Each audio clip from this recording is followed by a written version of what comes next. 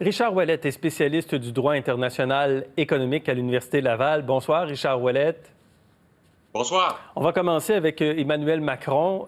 Est-ce que la menace du président Macron est sérieuse? Est-ce que ça pourrait compromettre vraiment l'accord de libre-échange avec l'Union européenne? Évidemment, ça reste une prise de position, mais je ne pense pas qu'il faille s'alarmer de cette prise de position-là. Mettons-la en contexte, on est au lendemain d'élections municipales en France où le parti d'Emmanuel Macron a perdu de nombreuses importantes mairies aux mains des groupes verts. Donc, il était dans le ton de faire cette déclaration-là. De toute façon, la France, effectivement, ne ratifierait pas des accords qui iraient complètement à l'encontre de l'accord de Paris. Mais disons bien que l'AECG est un des accords les plus verts que l'Union européenne ait signé ces dernières années. Alors, si on ne veut pas de l'AECG, il y a bien des accords de libre-échange dont l'Union européenne devrait se départir. Mm-hmm. Allons-y sur l'ASEUM, l'accord de libre-échange avec les États-Unis et le Mexique qui va entrer en vigueur là, cette semaine, mercredi. Comment expliquer que les États-Unis puissent encore menacer d'imposer des tarifs douaniers sur l'aluminium au moment où le nouvel ALENA entre en vigueur? Les États-Unis se placent un petit peu en mode panique. Là encore, une mise en contexte politique s'impose. On est en année électorale aux États-Unis. Et l'administration Trump cherche à montrer qu'elle protégera les emplois dans des secteurs qui sont fragiles. Il est vrai que les exportations canadiennes vers les États-Unis ont augmenté quand on compare mois pour mois les exportations de cette année avec celles de l'année passée. Et dorénavant, on le sait, il y a un mécanisme de suivi qui permet de bien montrer ces chiffres-là. Par contre, le Canada, effectivement, ne cause pas de dommages à l'économie américaine. Les Américains ont grand besoin de l'aluminium canadien.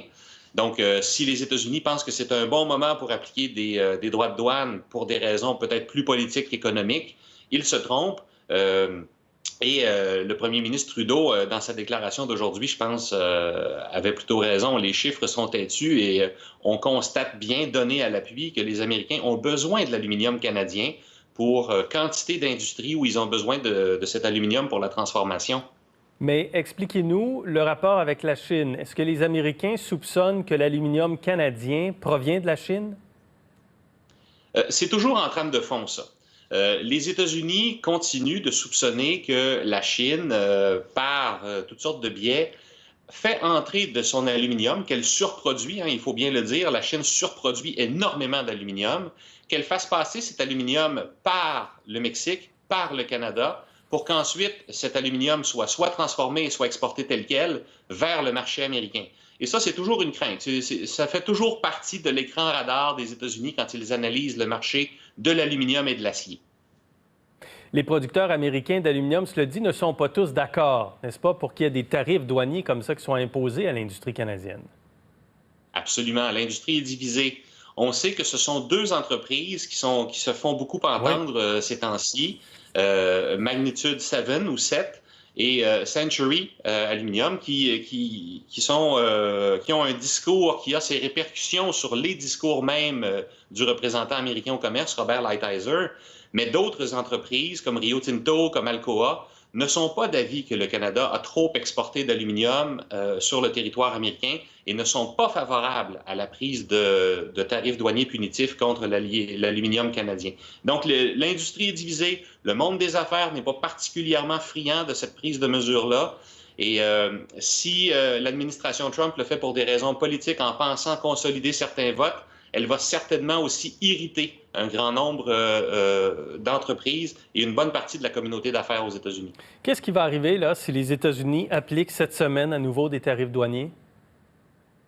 Il va falloir se battre, il va falloir réactiver évidemment tout ce que les accords prévoient entre nous pour voir dans quelle mesure est-ce qu'ils avaient raison d'appliquer ces mesures-là.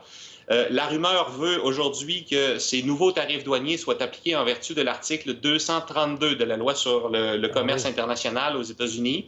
Ce fameux article 232, les gens en ont entendu parler depuis 2 ans, c'est l'article par lequel les États-Unis invoquent leur sécurité nationale pour restreindre l'entrée d'aluminium aux États-Unis. Et ça, c'est difficile à arbitrer, cet argument-là, parce que ça appartient un peu aux États.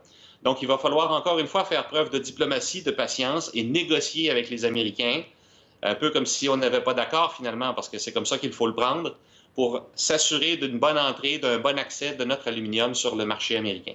Qu'est-ce qui va changer? Qu'est-ce que vous surveillez mercredi avec l'application de la CEUM qui entre en vigueur? Il va falloir voir avec quel ton, quel état d'esprit on applique ce nouvel accord-là. On entendait en fin de semaine Robert Lighthizer, encore une fois, dire qu'il allait appliquer de façon très stricte et à la lettre l'accord pour protéger les intérêts américains. Il faudrait qu'un accord comme celui-là soit plutôt vu comme un échange économique, comme de bonnes relations, comme quelque chose qui permet d'intégrer nos marchés. Ce n'est pas tout à fait dans cet esprit-là que les États-Unis, je pense, vont appliquer l'accord au départ. Et il faudra donc assainir le ton, l'apaiser pour s'assurer que les entrées sur le marché américain que nous avons négociées dans cet accord nous soient effectivement données. Et là, c'est un nouvel accord très régional. On n'est pas dans les accords à plusieurs. C'est l'accord du président Trump. C'est un accord que le président Trump a exigé. On sait que ni le Canada, ni le Mexique, ni les administrations américaines précédentes ne demandaient la renégociation de l'ALENA. Elle a été demandée, cette renégociation, par l'administration Trump. L'administration Trump y a intégré beaucoup de petites mesures qui permettent de contrôler les choses. On aime avoir le contrôle sur les flux de commerce. On ne veut pas nécessairement aplanir les barrières au commerce et laisser les marchés se faire. On souhaite surtout savoir combien de lait va entrer chez vous, à quelles conditions allez-vous produire les pièces automobiles, quel salaire donnerez-vous aux travailleurs chez vous, qu'est-ce que vous allez exporter en termes de produits laitiers, comment allez-vous traiter les marchandises qui entrent après une transaction en ligne. Il y a davantage de contrôle. On est davantage dans ce qu'on appelle le commerce géré que dans le libre-échange. Ce qui donne de très épais accords en termes de nombre de feuilles. Merci, Richard Ouellette. Merci beaucoup. Ça me fait grand plaisir.